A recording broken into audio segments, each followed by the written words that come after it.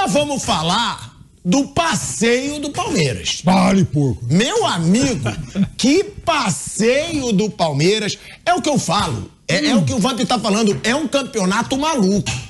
Porque o Palmeiras estava em crise até ontem. Flamengo ontem era um paraíso. O Tite chegou, o Pinter gritando no programa. Tite veio a Ferrari. Aí daqui a pouco o Flamengo vira essa draga de novo.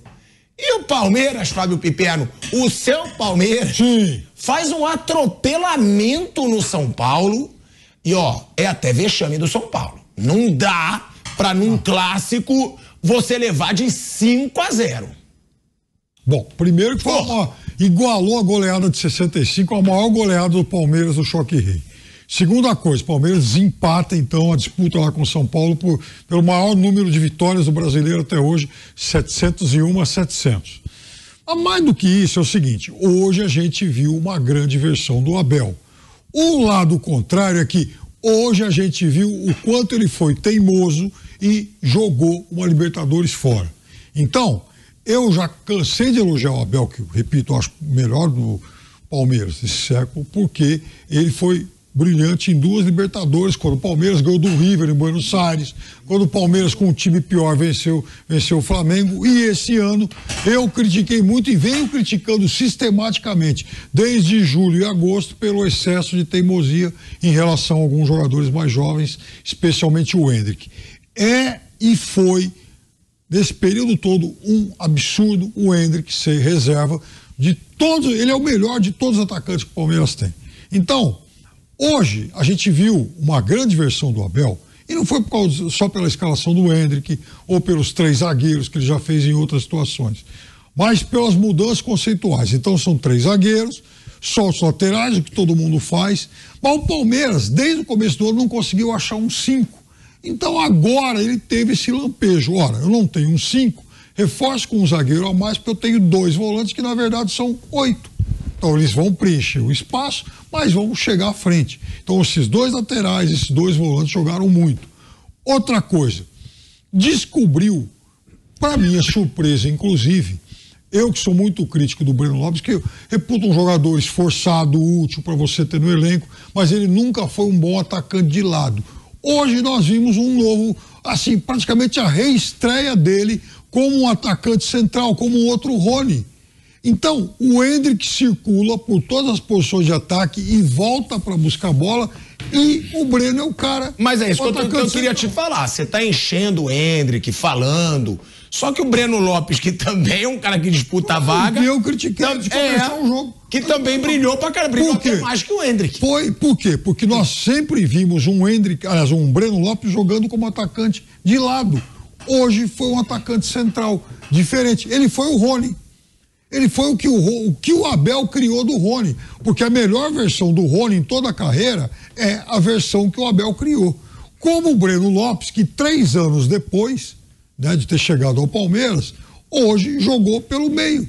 E hoje ele foi muito bem, porque é um cara forte, é um cara que finaliza bem, de pouca habilidade e tal, mas ele é muito útil. Então a gente viu hoje o trabalho do técnico. Só que hoje, mais do que em qualquer outro momento, ficou a certeza de que, por teimosia, o Abel jogou uma Libertadores pela janela. E eu fiquei curioso para assistir depois do jogo como seria a entrevista do Abel, esperando que o Abel fosse para a entrevista falar do jogo, das decisões que ele tomou, como o resultado é maravilhoso. Gente, o Abel tava um pote até aqui de mágoa na entrevista. Antes mesmo do jogo, antes mesmo de a bola rolar, né? Veja só como estava Abel Ferreira no Allianz Parque ontem. O meu retorno é porque as mesmas situações não são iguais para todos. Mas pronto, isso é mais um ponto de reflexão depois no final para perceber. Em relação ao resto, o mais importante é nós fazermos um bom jogo e ganharmos, isso é que nós queremos hoje. Por algum caminho específico que você quer? Não, queremos ganhar só o jogo. Os caminhos vocês sabem-nos todos. Eu quero só jogar bem e ganhar o jogo. O resto... Não, vocês não aprendem nada comigo. O repórter perguntou quais seriam os caminhos, cara. Vocês não aprendem nada, vocês... Ninguém estava criticando gratuito, ele, né? ninguém tava... Foi uma pergunta... Não, vocês não aprendem nada comigo, né? Ah, com ele? Quando ele fala, vocês não aprendem nada comigo. É isso. Tipo, ele falou assim, eu não tenho nada para que vocês aprendam, né? Mas é também uma mágoa, mas sem dúvida nenhuma. Ele é um cara, né, mais... Você vai ver depois do jogo. Eu não quero tornar isso o fato mais importante da vitória do Palmeiras. Mas importante é o jogo. Era o que o torcedor do São Paulo esperava. Ferrar com a vida do Palmeiras. Tirar o Palmeiras da Libertadores, mergulhar o Palmeiras numa crise. E aí o time entra para passear no Allianz Parque contra o Palmeiras. O São Paulo ressuscitou o Palmeiras. Então, o Palmeiras conseguiu o jogo perfeito, com muitos méritos. O time conseguiu um jogo. Dar a volta por cima, voltar... Não, o Palmeiras tem todos os méritos. Voltar ao G4, o Palmeiras encarou o jogo Flamengo, como tem que ser encarado. Jogou do jeito que sempre jogou, de forma vertical, intensa, os jogadores, uma noite muito feliz, perfeito. Sabe quem a gente não falou ainda? Endrick, jogou muito ontem. As situações de jogo que ele cria na partida são, assim, sensacionais. Eu queria ver mais o Endrick em campo, mais titular, mais vezes. Porque... Então, um questionamento que deixou o Abel incomodado, em vez de orgulhoso, é de como a garotada que ele está colocando em campo. Eu não sei por que o Abel enxerga isso como uma crítica. Ele está colocando esse ano o Endrick de titular, Luiz Guilherme, John, Fabinho, Vanderlan. Se essa garotada não está virando realidade, ele enlouqueceu com essa pergunta. Vocês vão ver daqui a pouco como o Abel estava treslocado na entrevista pós-jogo. Nem parecia alguém que tinha conquistado um resultado que por décadas será lembrado pela comunidade palmeirense. Insisto, isso aqui é 1, 2, 3, 4, 5 Palmeiras. Isso é história. Isso é história. Isso é história. E em vez de desfrutar da história, ele estava muito amargo. Mas acho que só na entrevista. É porque durante o jogo ele estava de boa. Gol do Piquerez, ele aplaudiu. Sim, ele tem um lance. Estava tranquilo, não estava aquele Abel chutando nada. Ele tem uma questão. Você vê a pergunta básica feita pelo repórter sobre quais seriam os caminhos do jogo. Ele tem aquilo ali era antes do jogo, né? Ele tem um problema de conversar, e não é conversar com a gente, porque a gente é só o veículo que o treinador, o jogador usa para se comunicar com o público. E ele tem um problema de ser questionado. E questionado não é ser criticado, é ser questionado. Porque fez isso, porque fez aquilo. Em casa, eu nunca fui crítico do Breno Lopes. Mas ele é um injustiçado mesmo no Palmeiras? Não chega a ser injustiçado porque ele também contribuiu, né? E não oscilando, com a falta de oportunidades ali. Porque quando ele entrava também não rendia tanto como os meninos que acabaram passando na frente dele. Agora, o caso é que o Breno Lopes ontem foi escalado e para muita gente, e aí não quero ser engenheiro de obra pronta, mas o Breno seria uma alternativa para o jogo, por exemplo, contra o Boca, que o próprio Abel fala que a gente que escalou. Eu não sabia que a gente escalava time e tal, mas... falou que a gente escalou e tal, e a gente vai falar muito dessa espiral. E fala que a gente tem vontade de ser treinador, né? Mas eu acho que o Abel tem vontade de ser jornalista, viu, cara? Porque ele também gosta de falar sobre as perguntas, pautar a imprensa ali também. Acho que ele tem o mesmo desejo que a gente tem de ser treinador, ele tem de ser jornalista. A diferença é o salário, Abel. Aí é um negócio complicado. Melhor você ficar onde você está. Fala.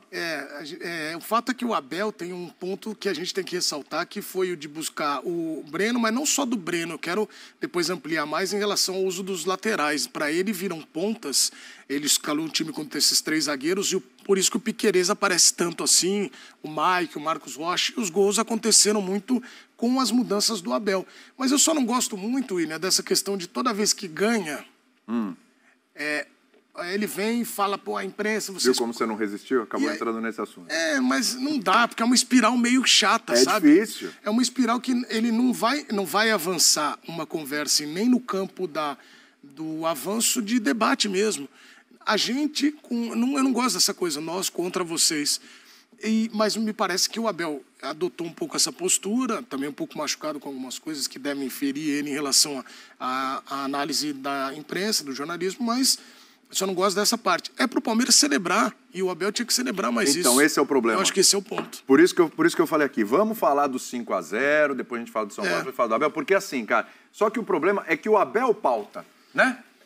O cara ganha de 5-0, ele vai pra coletiva, dá essas coisas indiretinhas, entendeu? Pô, celebra, cara, você meteu 5-0 no São Paulo, atropelou, podia ter sido 6, 7, não é verdade? Até que eu falei aqui na abertura, eu falei, gente, em algum momento eu achei que podia ser de novo o Internacional e Santos. Enfiar um incesso é uma coisa absurda, absurda. Aí o Abel falou assim, às vezes é preciso perder para entender que precisa mudar. Eu falei, discordo. Né, eu discordo do Abel nessa questão, porque assim, ele precisou perder uma classificação para o Boca para entender que ele tinha que mudar o jogo. Ele demorou não é uma simples derrota, ele demorou mesmo depois do Boca, né? Ele demorou quantos jogos para entender que ele poderia mexer, colocar o Luan por dentro, né? Trazer o Endrick. Ontem, Endrick, para mim, foi um jogador fundamental. O que ele criou de confusão na cabeça dos jogadores do São Paulo, ele dava 3 passinhos assim. Ele começava o jogo aberto, quando a bola ia para o lado direito, ele vinha por dentro aqui assim, ó, e ele recebia a bola o tempo todo nas costas do Gabriel Neves.